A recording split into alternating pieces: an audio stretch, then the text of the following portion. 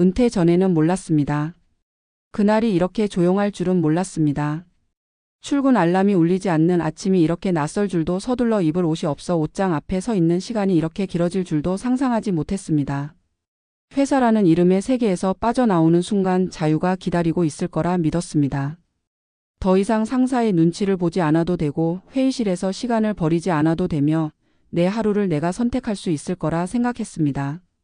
하지만 막상 은퇴를 하고 나니 자유는 생각보다 크지 않았고 대신 설명하기 어려운 공백이 서서히 삶을 채우기 시작했습니다. 50대 후반에 은퇴한 한 남성은 퇴직하던 나를 또렷하게 기억한다고 말했습니다. 정년보다 조금 빠른 선택이었고 주변에서는 부럽다는 말을 많이 했습니다. 이제 당신 인생을 사는 거라며 축하도 받았습니다. 퇴직금과 연금 계산도 끝난 상태였고 당장 생활에 큰 문제는 없어 보였습니다. 처음 몇 달은 정말 좋았습니다. 늦잠을 자고 평일 낮에 카페에 앉아 커피를 마셨습니다. 여행도 다녀왔고 밀린 드라마도 몰아봤습니다. 그런데 어느 순간부터 하루가 길어지기 시작했습니다. 오늘과 내일이 다르지 않았고 요일의 감각이 사라졌습니다. 아침에 일어나도 나갈 이유가 없었고 전화벨이 울리지 않는 시간이 점점 늘어났습니다. 회사에 다닐 때는 피곤하다고 투덜거렸지만 그 피곤함 속에 있던 긴장과 역할이 사라지자 자신이 누구였는지 잘 떠오르지 않았습니다. 명함이 사라지니 사람을 만날 이유도 줄어들었고 대화의 주제도 점점 줄어들었습니다. 그는 어느 날 거울을 보며 문득 이런 생각이 들었다고 했습니다. 나는 지금 무엇을 하고 있는 사람인가? 또 다른 사례는 50대 중반에 함께 은퇴를 결정한 부부의 이야기입니다. 두 사람은 오래전부터 은퇴 후의 삶을 꿈꿔왔습니다. 아이들은 모두 독립했고 대출도 대부분 정리된 상태였습니다. 바쁘게 살아온 세월에 대한 보상처럼 이제는 부부 둘만의 시간을 보내고 싶었습니다. 함께 아침을 먹고 산책을 하고 여유로운 하루를 보내는 모습을 상상했습니다. 하지만 현실은 예상과 조금 달랐습니다. 하루 종일 같은 공간에 있다 보니 사소한 말투와 습관이 눈에 들어오기 시작했습니다. 각자의 생활 리듬이 달랐고 은퇴 전에는 드러나지 않던 성향의 차이가 선명해졌습니다. 남편은 집에서 쉬는 시간이 늘어났고 아내는 오히려 할 일이 많아졌다고 느꼈습니다. 누군가에게는 쉼이었던 시간이 다른 누군가에게는 부담이 되었습니다. 부부는 자주 말다툼을 하게 되었고 대화는 점점 줄어들었습니다. 돈의 문제가 아니라 관계의 문제라는 걸 깨닫기까지는 시간이 걸렸습니다. 은퇴는 함께였지만 준비는 각자 다르게 되어 있었다는 사실을 뒤늦게 알게 되었습니다. 은퇴 전에는 대부분 숫자로 미래를 계산합니다. 자산이 얼마나 있는지, 연금이 얼마 나오는지, 생활비는 어느 정도 필요한지 꼼꼼하게 따집니다. 물론 그것들은 중요합니다. 하지만 은퇴 이후의 삶은 숫자만으로 설명되지 않습니다. 역할이 사라진 자리에 무엇을 채울 것인지, 하루의 구조를 어떻게 만들 것인지, 사람과의 관계를 어떻게 유지할 것인지에 대한 준비는 상대적으로 부족한 경우가 많습니다. 회사에 다닐 때는 원하든 원하지 않든 하루가 자동으로 흘러갔습니다. 출근과 퇴근, 회의와 업무, 점심과 저녁이 정해진 리듬을 만들어 주었습니다. 은퇴는 그 리듬이 한순간에 사라지는 사건입니다. 스스로 리듬을 만들지 않으면 하루는 쉽게 무너집니다. 많은 은퇴자들이 말합니다. 몸보다 마음이 먼저 늙는 것 같다고. 특별히 아픈 곳이 없어도 의욕이 줄어들고 새로운 것을 시작하는데 두려움이 생긴다고. 이는 개인의 나약함 때문이 아니라 환경의 변화 때문입니다. 사회는 여전히 빠르게 돌아가고 있지만 자신은 그 흐름에서 한 발짝 떨어져 있다는 느낌을 받게 됩니다. 뉴스 속 이야기들이 남의 일처럼 느껴지고 세상과의 연결이 조금씩 느슨해집니다. 그럴수록 혼자 있는 시간이 늘어나고 생각은 안쪽으로만 향합니다. 하지만 은퇴 이후의 삶이 모두 같은 방향으로 흘러가는 것은 아닙니다. 같은 조건에서도 어떤 사람은 무너지고 어떤 사람은 새로운 균형을 찾아갑니다. 차이는 크지 않습니다. 아주 작은 선택에서 갈립니다. 아침에 일어나는 시간을 정하는 것, 일주일에 몇 번은 반드시 밖으로 나가는 것, 돈이 되지 않더라도 역할이 되는 일을 만드는 것, 혼자가 아닌 관계 속에 자신을 두는 것. 앞서 이야기한 남성은 어느 날 동네 도서관에서 자원봉사를 시작했습니다.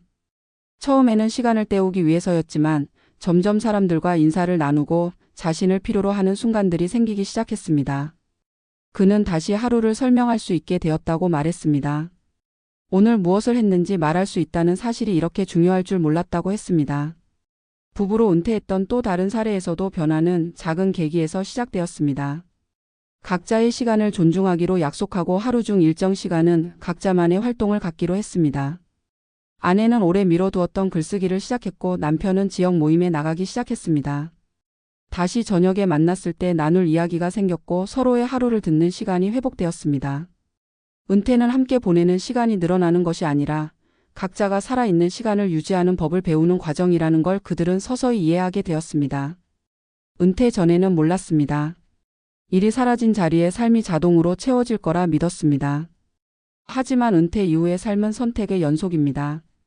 아무것도 하지 않는 선택도 하나의 선택이고 작은 역할을 만드는 선택도 또 다른 선택입니다. 그 차이는 몇 년 후에 얼굴에서, 말투에서, 하루를 대하는 태도에서 분명히 드러납니다. 이 영상을 보고 있는 당신이 아직 은퇴 전이라면 자산표 옆에 하나의 질문을 더 적어두었으면 합니다. 나는 은퇴 후 어떤 하루를 살고 싶은가? 그리고 이미 은퇴를 했다면 아직 늦지 않았다는 말도 함께 전하고 싶습니다. 삶은 언제든 다시 구조를 만들 수 있고 의미는 생각보다 가까운 곳에 있습니다. 은퇴는 끝이 아니라 설명이 필요해지는 새로운 시작입니다. 그 이후의 삶이 완전히 달라지는 이유는 바로 거기에 있습니다. 은퇴 이후의 삶은 종종 준비된 미래가 아니라 노출된 현재에 가깝습니다. 직장에 다닐 때 우리는 역할 속에 숨어 살아갑니다. 직함이 말해주고 일정이 대신 설명해주며 사회적 관계가 자동으로 유지됩니다. 은퇴는 그 보호막이 한순간에 벗겨지는 사건입니다. 그때 비로소 삶의 구조가 얼마나 외부에 의존해 있었는지가 드러납니다. 많은 사람들이 은퇴를 인생의 보상처럼 이야기하지만 실제로는 삶의 주도권을 스스로 다시 설계해야 하는 시험대에 오르는 순간에 가깝습니다. 전문가 상담 현장에서 자주 마주하는 말이 있습니다. 은퇴 전에는 이렇게 허전할 줄 몰랐다는 고백입니다. 자산도 있고 연금도 나오는데 왜 불안한지 모르겠다는 말도 뒤따릅니다. 이는 재정의 문제가 아니라 정체성의 문제입니다. 인간은 단순히 소비하고 쉬는 존재가 아니라 사회 속에서 역할을 수행하며 자신을 확인하는 존재입니다. 직장에서 맡았던 업무의 크기와 상관없이 누군가에게 필요하다는 감각이 삶의 균형을 지탱해 왔습니다. 은퇴는 그 감각이 사라지는 경험입니다. 그래서 은퇴 이후의 불안은 통장 잔고보다 마음의 공백에서 먼저 시작됩니다. 한국 사회의 50대, 60대 은퇴자들은 특히 이 공백에 취약합니다. 오랜 시간 일 중심의 문화 속에서 살아왔고 개인의 취미나 관계보다는 가족과 직장을 우선해 왔기 때문입니다.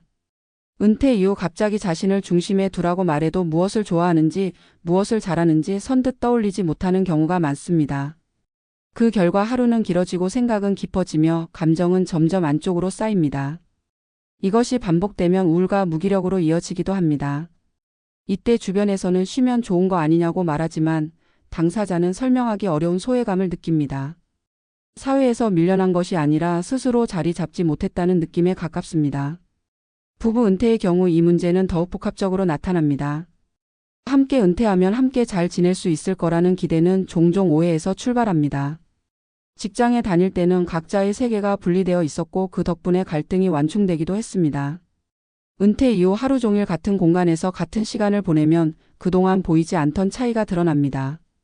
생활 리듬, 가치관, 대화 방식, 심지어 침묵을 대하는 태도까지 서로 다를 수 있습니다. 은퇴는 관계의 민낯을 드러내는 시간입니다. 준비되지 않은 은퇴는 부부에게 휴식이 아니라 시험이 됩니다. 그렇다면 은퇴 이후의 삶을 안정적으로 유지하는 사람들은 무엇이 다를까요? 공통점은 분명합니다.